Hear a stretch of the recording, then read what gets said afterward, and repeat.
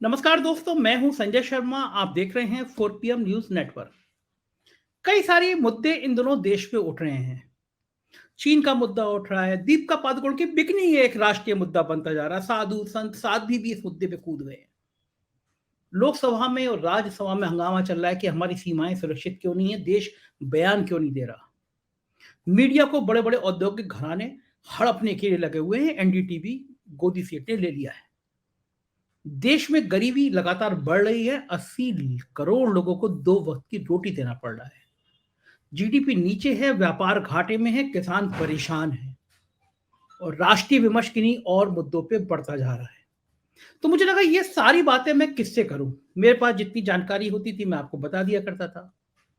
फिर मेरे दिमाग में एक ऐसे शख्स का नाम आया जिनको मैं मानता हूं कि मेरी जिंदगी में जो आइडियल किस्म के लोग हैं उसमें शायद एक दो या तीन लोग हैं, उसमें एक नाम था। और मैं बिल्कुल ईमानदारी से आज आपके सामने कह सकता हूं कि इस लेवल की पत्रकारिता की ईमानदारी शायद मैंने अभी तक देखी नहीं होगी। क्योंकि शीर्ष पर जब व्यक्ति पहुंचता है उसके बाद वो अपनी खबरों में इतना तटस्थ रहे और इतना पढ़े लिखे। मतलब मैं भी अपने आप को भी मानता हूं कि मैं शायद 5% भी नहीं हूं जिस शख्स से मैं आपकी मुलाकात कराने जा रहा हूं।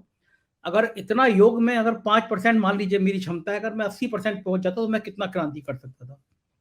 एक ऐसा पत्रकार जिससे आप किसी भी विषय पे बात कर सकते हो। आप किसानों की बात कर सकते हो, आप व्यापार की बात कर सकते हो, मीडिया की बात कर सकते हो।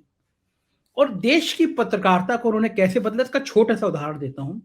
देश की सबसे ताकतवर संस्था कह सकते हैं हम मीडिया की, ब्रॉडकास्ट एडिटर एसोसिएशन, मतलब देश के जितने टीवी चैनल आप देखते हैं, इन चैनलों के संपादकों की एक संस्था है जो कि तय करती है भई इलेक्ट्रॉनिक मीडिया में क्या अच्छा होना चाहिए, क्या बुरा होना चाहिए।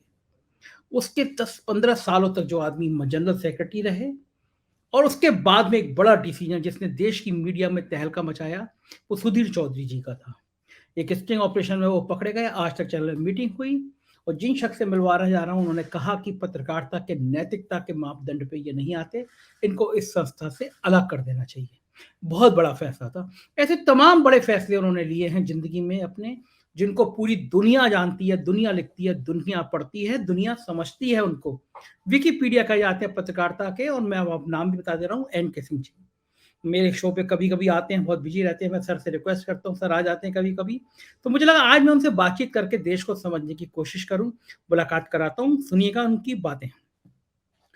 शुक्रिया एन के सिंह सर, मैं आपको अधिकार पूर्वक कभी-कभी आपसे टाइम छीन ही लिया करता हूँ। आज मुझे बहुत सारे मुद्दे थे मुझसे बातचीत करने के लिए।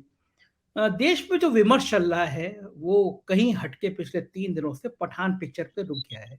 और मुझे दुःख ये भी हुआ कि तमाम साधु संत साध्वी की भाषा ये है कि दीपिका पादुकोण ने ये बिकनी क्यों पहनी, इस रंग की क्यों पहनी।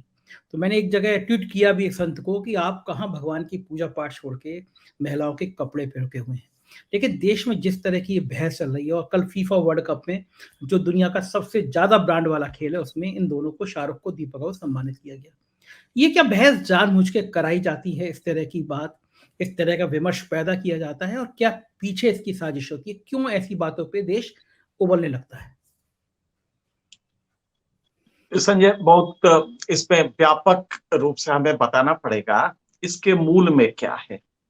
आप सिर्फ इसी की बात क्यों कर रहे हैं? अभी दीपिका की बिकनी का मुद्दा चल ही रहा है कि कर्नाटक सरकार ने आज अचानक ये अनाउंस किया कि साहब, हलाल मीट कर्नाटक में नहीं बिकेगा। आप जरा सोचिए कि किस तरह से एक जन भावना को उद्वेलित किया जा रहा है। ये कौन सा मुद्दा है? हलाल होगा कि हराम होगा, मटन कैसा होगा, काटा कैसा जाएगा, ये भी क्या किसी सरकार का मुद्दा हो सकता है? बिकनी क्या किसी समाज का मुद्दा हो सकता है कि उसका रंग कौन सा है? और उसमें आज मुस्लिम कुछ वो उलेमा कूद गए। उन्होंने कहा नहीं नहीं साहब, ये भगवा रंग नहीं है, ये चिश्ती रंग है, ये तो हमारे मजहब के खिलाफ है। तो ये सारी चीजें जो हो रही हैं, इसके पीछे एक अमेरिकन सैटारिस्ट थे, उन्होंने बड़ी बढ़िया बात कही थी डेमोक्रेसी के बारे में। Democracy is a pathetic belief in collective wisdom of individual ignorance. इसका मतलब यह हुआ, उन्होंने जो कहा था कि डेमोक्रेसी एक ऐसा बेचारगी वाला विश्वास है किस चीज में? जो जनता अज्ञानी है उसके सामूहिक विवेक पे भरोसा करना, यही डेमोक्रेसी है। भारत में बिकनी पे अगर दंगे हो सकते हैं, भारत में अगर हलाल हो कि हराम हो मीट, इस पे सरकार मुब्तला हो सकती है, सरकार एंगेज हो सकती है, कानून बना सकती है, देश के पार्लियामेंट पे इस बात पे चर्चा हो कि सुप्रीम कोर्ट केसेस कौन से ले, ये क्यों कर रहे हैं और क्यों सफल हो जा रही है, इसके पीछे एक कारण है। जब तक संजय शर्मा, एन.के. सिंह और अभी जिसका नाम लिया आपने रवीश, ये लोग मासेस को कन्विंस नहीं करेंगे तब तक, क्योंकि मासेस इग्नोरेंट है, अज्ञानी है। मुझे कोई वोट नहीं चाहिए, हम नेता नहीं कि कहेंगे कि नहीं मासेस बड़ी ज्ञानी है, वोटर के आप जनता की समझ पे वो कर रहे हैं। हम ये नहीं कहेंगे जनता अज्ञानी है, जनता को गुमराह किया जा रहा है, लिहाजा ये आसान पड़ता है सत्ता के लिए। आप जरा सोचिए, सदन में होम मिनिस्ट्री के वेबसाइट पे आप चले जाइए, 2016 से 2021 31 जनवरी तक, 2016 से ध्यान रखिएगा, इन वर्षों में अंडर ट्रायल की संख्या 45.6% बढ़ी। Under trial rate of conviction 9.4% कम हो गया है। मतलब कि आपकी पुलिस मुर्गे की तरह किसी को पकड़ के जेल में ठूस देती है। चर्चा तो इस पे होनी चाहिए कि, और रेट, जब कोर्ट जाता है केस तो छूट जाता है, रेट ऑफ कन्विक्शन इन 5 सालों में घटा है और अंडर ट्रायल 1.5 गुना हुए हैं। आप जरा इसकी गरिमा समझे, सामान्य जनता नहीं समझेगी, लेकिन संजय शर्मा को यह समझना पड़ेगा। अनफॉर्चुनेटली हमारा जो जर्नलिस्ट वर्ग है एक बड़ा, वो पढ़ा लिखा बहुत कम है, वो रिपोर्ट्स नहीं पढ़ता, वो एनसीआरबी के रिपोर्ट को गौर से नहीं देखता। और यही नहीं, किसानों के बारे में कोई रिपोर्ट है, सरकारी दस्तावेज है, हम सिर्फ सरकारी दस्तावेज की बात करते हैं। तो आप समझ सकते हैं कि ये हम लोग की कन्विंस करने की समाज की कैपेसिटी, क्यों कोई एक मोदी कन्विंस कर लेता है, झूठ भी बोल के कर लेता है, क्यों कोई एक सरकार लगातार 8 साल से झूठ बोल के कन्विंस कर ले रही है और हम सच बोल के नहीं कर पा रहे, गलती किसकी है? इसलिए कि हमारे में वो कुव्वत नहीं, वो सलाहियत नहीं है कि हम आंकड़ों से अपने लॉजिकल ब्लॉक बना के और तर्क वाक्य अपने सही रख के उनको कन्विंस करें। ये आपके लिए एक चैलेंज है, ये मेरे लिए एक चैलेंज है कि क्यों अंडर ट्रायल, जिस समाज में अंडर ट्रायल, और जानते कितने हैं देश की जेलों में, अगर आप पूरा देखेंगे तो 80% अंडर ट्रायल है। मतलब हर 5 आदमी जो बंद है उसमें 4 बेचारा अंडर ट्रायल है। अंडर ट्रायल में वो है जिसको, जो चार्जशीट नहीं हुआ है। अंडर ट्रायल वो है मुर्गे की तरह उठा के बंद कर दिया जेल में, वो गरीब है, वो जमानत के लिए वकील साहब नहीं कर पाता है, वो बंद है। चर्चा किस पे होनी चाहिए? चर्चा इस पे होनी चाहिए कि अनएम्प्लॉयमेंट लगातार बढ़ता जा रहा है और आपका मंत्री अभी राजस्थान की एक तकरीर में उसने कहा, साहब ये जो जुलाई से है ना, जून से लगभग हर महीने 15 लाख नौकरियां आ रही हैं, हम लोग परेशान। खास करके संतोष मेहरोत्रा ऐसे जो इकोनॉमिस्ट हैं, वो जो इसको बड़े गौर से देखते हैं, हम लोग भी थोड़ा बहुत देखते हैं कि ये साहब 15 लाख नौकरियां अचानक कहां से गई? तो उन्होंने कहा, साहब ये ईपीएफओ जो होता है प्रोविडेंट फंड का, उसकी संख्या बढ़ रही है। दरअसल ये बढ़ रही है फॉर्मलाइजेशन से। क्या होता है, वो एक फॉल्टी आंकड़ा है जो सरकार, और आपको एक चीज बताए, बड़ी बढ़िया एक बात किसी जमाने में कही गई थी, किसी बड़े, इसको जोनाथन स्विफ्ट ने कही थी, जो कि बहुत बड़े एक स्कॉलर हैं। उन्होंने कहा था कि एक झूठ को अगर आप एक घंटा टंगे रहने दें, अगर वो जनमानस में चला जाए तो उसको जनमानस से निकालना नामुमकिन होता है। तो उस मंत्री ने कह दिया कि साहब हर महीने 15 लाख नौकरियां आ रही हैं। जब पता किया गया तो वो ईपीएफओ का था, और ईपीएफओ में जो होता है वो जॉब फर्म भारत में है क्या, 93% लोग इनफॉर्मल सेक्टर में हैं। ये जो आप काम करना देखते हैं, वो बनिया, वो जो आपके दुकानदार है उसके यहाँ काम करता है, ठेले पे खोमचे वाले के यहाँ है, वो फैक्ट्री में है तो उसको अपॉइंटमेंट लेटर नहीं है, वो शाम को आता है, सुबह आता है, शाम को चला जाता है, उसको कोई दस्तावेज नहीं दिए जाते हैं। 93% ऐसे लोग हैं। इन फॉर्मलाइजेशन तो हुआ ही नहीं। तो अब ये धीरे धीरे, क्योंकि इलेक्ट्रॉनिक सिस्टम आ गया है, आपको जीएसटी की वजह से मजबूरी है आपकी फॉर्मलाइज करना, वरना आपका माल नहीं बिकेगा, इसकी वजह से वो ईपीएफओ में रजिस्टर करते हैं। ये वजह है कि वो नंबर बढ़ा है, लेकिन सरकार ये कह के निकल गई, और आप जैसे किसी पत्रकार ने नहीं उसको क्वेश्चन किया, हमने कभी नहीं किया। तो आप समझते, संतोष मेहरोत्रा वगैरह कर रहे हैं, अरुण कुमार कर रहे हैं, लेकिन ये मासेस में नहीं जाता है। तो ये हमारी, ये रविश की जिम्मेदारी, ठीक बात, सिर्फ गरीबी दिखाने से नहीं होगा, गरीबी वो कन्विंसिंग तरीके से बताइए। मैं जर्नलिज्म में यही इंट्रोड्यूस करना चाहता था कि कम से कम आप फैक्ट लेके गहरी रिपोर्ट को पढ़ें, और उसको पढ़ के जॉब कैजुअलाइजेशन क्या होता है, जॉब फॉर्मलाइजेशन क्या होता है,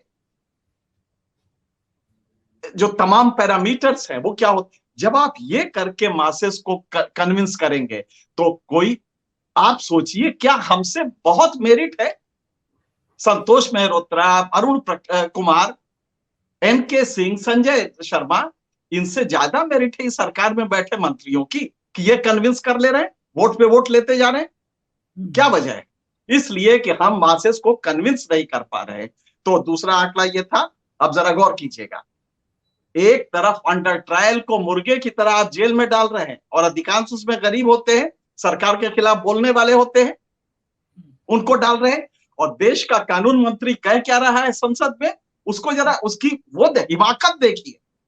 वो कह रहा है कि ये सुप्रीम कोर्ट को छोटे छोटे केसेस नहीं लेने चाहिए, इसी से तो वो हो रहा है, पेंडेंसी बढ़ रही है।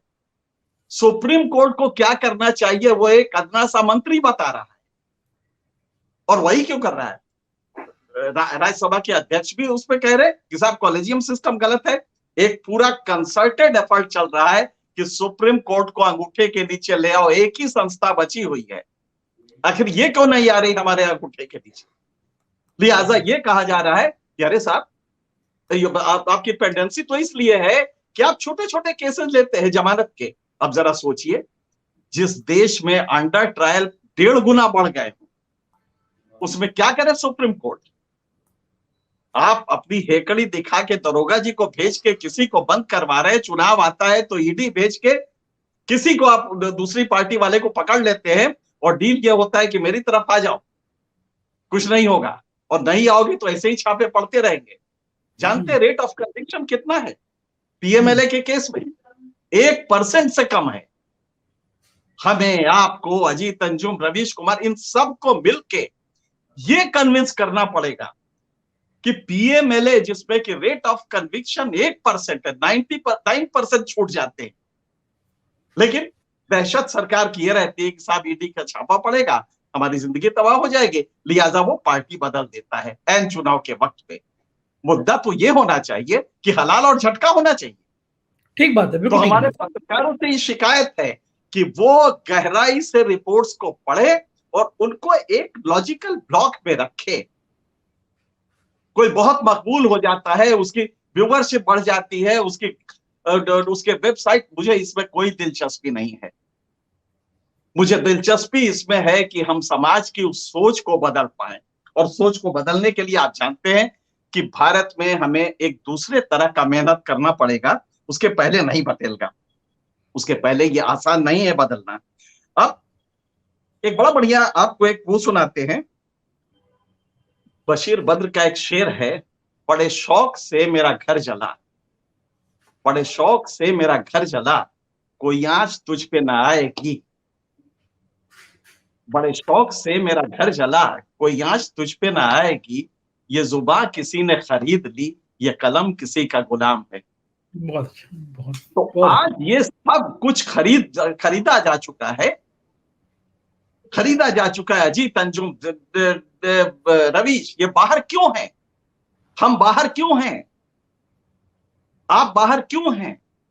सिर्फ इसलिए कि वो वहां खरीदा जाता है, बेचा जाता है।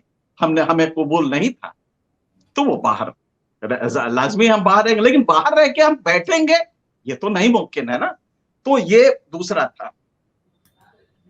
अब इसको गौर से कीजिएगा कि सुप्रीम कोर्ट से कहा जा रहा है, कितना बढ़िया कोशिश ये हो रही है।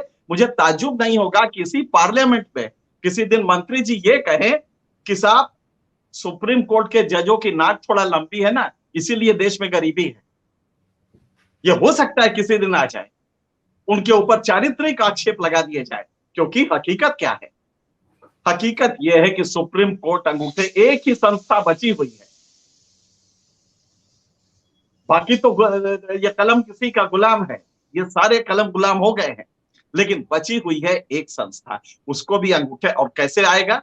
अपॉइंटमेंट अपने हाथ में ले लो, कॉलेजियम सिस्टम एबॉलिश कर दो, बस। उसके बाद क्या है? जो नमस्ते सदावत सले मातृभूमि में करता है वही जज होगा, वही जैसे होगा, हमें खुद बात है। वही जज होगा। नतीजा ये है कि ये बड़े मुद्दे जब तक आप समाज को बताएंगे नहीं कि पैराडॉक्स है क्या, हिमाकत की सुप्रीम कोर्ट को आप कहें कि क्या केसेस लें, और आप किसी कप्पन को बंद कर दें, कप्पन जेल में होगा तो वर्षों रहेगा, और जब जमानत दी जाएगी तो क्या कि देखिए साहब, छोटे छोटे केस आप बताइए, कोई छोटा सा एक अपराधी है उसको ले लिया आपने। तो आप समझ सकते हैं कि किस तरह से यूनिवर्स ऑफ डिस्कोर्स को पूरा चेंज कर दिया गया। अभी आप ठहरे भी नहीं है, वो दीपिका नाम है ना, दीपिका पादुकोण के बिकनी के कलर से नहीं निकले तब तक उन्होंने हलाल मीट और हराम मीट कर दिया। आप देखते रहिए।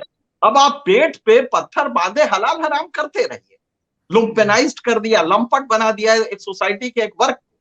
वो हर के घर पे जाके मटन तलाश रहा है कि गाय का है कि बकरी का है।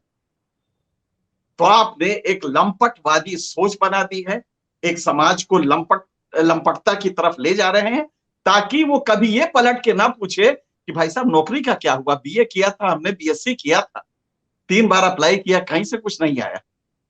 इसको पूछे इसके पहले इसको किसी अखलाक के यहां भेज दो, किसी पहलू खां के यहां भेज दो, किसी तबरेज के यहां भेज दो, सबसे आसान है। तो हमें जब तक वहां कन्विंस नहीं करेंगे तब तक ये चीजें नहीं बदलेंगी। लेकिन यार किसी की सब तो बिक रहा है, बचा कुछ एक चैनल था जैसे हम लोग देख दिया करते थे, एनडीटीवी, वो भी अडानी जी ने खरीद दिया और रवीश ने उनको गोदी सेठ नाम भी दे दिया। कोई टीवी चैनल बचा नहीं है, कोई अखबार बचा नहीं है जहाँ पे आपके जो मुद्दे हैं, जो समाज के मुद्दे हैं वो आए। तो फिर बचेगा क्या? मीडिया जो दिन भर दिखाएगा, आम जनता की गलती क्या है? वो तो वही सच मानेगा। वो आज मैं पहली बार देख रहा था एनडीटीवी पे, मुझे अनुराग ठाकुर जी का काफी लंबा इंटरव्यू दिखाई दिया, तो मैं समझ गया कि अडानी जी का प्रभाव दिखने लगा वहां पे। तो ये उद्योगपति जिस तरह आ रहे हैं, अंबानी के चैनल पर जिस तरह दिन भर नफरत दिखाई जा रही है, अडानी जी ने क्यों खरीदा, मैं बहुत ज्यादा कहने की स्थिति में नहीं, समझ भी नहीं पा रहा हूँ कि क्यों खरीदा। केवल एक ही उद्देश्य है कि सारे चैनल अपने होने चाहिए। तो फिर दिखाए क्या, आदमी करे क्या? नहीं नहीं, तो हमारे लिए बिल्कुल आसान है। हम अडानी जी का, आप जरा सोचिए, कितने हमें कभी कभी अपने पे अफसोस होता है कि क्या हम पत्रकार कहने लायक हैं भी? हम समाज को वो दे रहे हैं जो मेरी जिम्मेदारी है, नैतिक मॉरल जिम्मेदारी। आप जरा सोचिए, इस अंबानी के बारे में वॉशिंगटन पोस्ट ने अभी 1 हफ्ते पहले एक अडानी के बारे में। बहुत बड़ी रिपोर्ट इसी अडानी के बारे में एक रिपोर्ट तैयार की। वो रिपोर्ट की पे जो मेहनत की है, मुझे ताज्जुब होता है, क्या इंडिया में कोई जर्नलिस्ट नहीं था? मैं क्या कर रहा था? मुझे वो डीप में जाना चाहिए था कि अडानी के इस डील का हुआ क्या है। उसने बताया कि गोड्डा में जो पावर प्लांट लगाया गया है, थर्मल पावर प्लांट अडानी का 1600 मेगावाट का, जो 2015 में मोदी जी गए थे, जो नेबर फर्स्ट का नारा दिया था, और वहां पे जाके उन्होंने ये डील इंक की, और एमईए के वेबसाइट पे निकला कि साहब मोदी जी ने कहा है बांग्लादेश के प्राइम मिनिस्टर से कि आप पावर जनरेशन के लिए, ट्रांसमिशन के लिए, डिस्ट्रीब्यूशन के लिए, इन सब के लिए भारतीय व्यापारियों को बुलाइए। और बड़ी तारीफ हुई थी इसकी। हकीकत जानते हैं क्या है? बांग्लादेश पावर सरप्लस है, 40% एक्स्ट्रा पावर है बांग्लादेश में, उनके अपने पावर प्लांट्स बंद हो रहे हैं। ये मजबूरी में उन्होंने डील किया, क्योंकि कुछ दूसरे तरह से सरकार उनको मदद कर रही थी। ये किसी को पता लगा?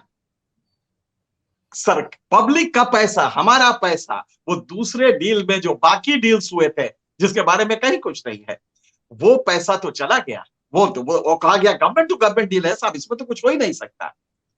और इस यहां दबा के वहां पे दस्तखत कराया गया कि अडानी आपको सप्लाई करेंगे गोड्डा में 16, और जो कोल सप्लाई का रेट था वो काफी सस्ता किया गया अडानी के लिए।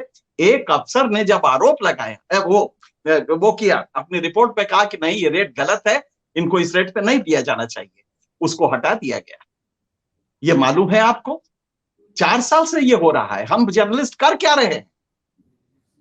तो जब तक हम ये, आखिर वॉशिंगटन पोस्ट का रिपोर्टर अगर ये कर लेता है तो हम कहां बैठे हैं? हम सिर्फ अवार्ड देते हैं, हम खाली टीवी कैमरा के सामने बैठ के बोलते हैं। गलती हमारी है संजय, आपकी है। हमें ये समझना होगा कि ये डीप रिपोर्ट्स हम क्यों नहीं निकाल पा रहे हैं। आज तो अल्लाह के फजल से, भगवान की कृपा से हमारे पास एक फ्री मीडिया है ना, किसी मालिक के हम मोहताज नहीं है। 5 रुपए के हम नेट पे हम बात अपनी कह सकते हैं। तो आखिर संजय शर्मा को क्यों नहीं अकल आती है बात की? बाकी लोगों को क्यों नहीं आती? एनके सिंह को क्यों नहीं आती? इस बात को जब हम कहेंगे तो जनता मुतासिर होगी धीरे धीरे, लेकिन ये होगी। और तब ये झूठ नहीं चलेगा कि देश तरक्की कर रहा है। आज देश का युवा इतना फॉसिलाइज्ड मानसिकता है, जड़वत बन गया है उसका दिमाग। आप सोचिए कि देश की विकास वो इससे नाप रहा कि साहब भारत बड़ी तरक्की कर रहा, 15 मिनट में ऑनलाइन ऑर्डर करो, गरम पिज्जा घर पे आ जाता है। गरम पिज्जा घर पे आता है, इससे भारत का विकास नापा जा रहा है। तो हम कन्विंस नहीं कर पा रहे, हमारी ये दिक्कत है। और हमें करना चाहिए, हम सबको मिलके, अगर उनको हम नहीं कन्विंस कर पा रहे और वो हलाल हराम बिकनी पे कन्विंस कर ले रहे, तो भाई किसकी गलती? हमारी, मेरी गलती है ना। जनता वही है ना, वो मोदी के लिए भी वही है, अमित शाह के लिए भी वही है। अभी अमित शाह ने पार्लियामेंट में कहा कि मोदी जी ने संस्कृतियों को जोड़ा है। अगले 24 घंटे भी नहीं हुए थे कि हलाल हराम शुरू हो गया। ये कैसी संस्कृति जोड़ती है, मेरा समझ में नहीं आता। कि कहा जाता है संस्कृति जोड़ रही है और अगले दिन हलाल हराम शुरू हो जाता है, बिकनी का रंग शुरू हो जाता है, संस्कृति जोड़ रही है। तो ये हम नहीं कन्विंस कर पा रहे। मुझे इसका ऐतराज, अब तो मैं अपने जिंदगी के शाम में हूं, लेकिन मैं जाने के पहले दुनिया से कम एक मलाल रहेगा कि हम वो कन्विंस कर क्यों नहीं पाए। हमारे जर्नलिस्ट बिरादरी वो कन्विंस क्यों नहीं, और इनमें सब आते हैं। अब सवाल इसका नहीं कि आप किसके खिलाफ वो कर रहे हैं। हम जनता को कन्विंस करने के जो टूल्स होते हैं, हम वो एम्प्लॉय नहीं कर पा रहे हैं, क्योंकि हम पढ़ते नहीं हैं, हम चीजों को समझते नहीं उस गहराई से जिससे हम मासेस को कन्विंस कर पाए। जी।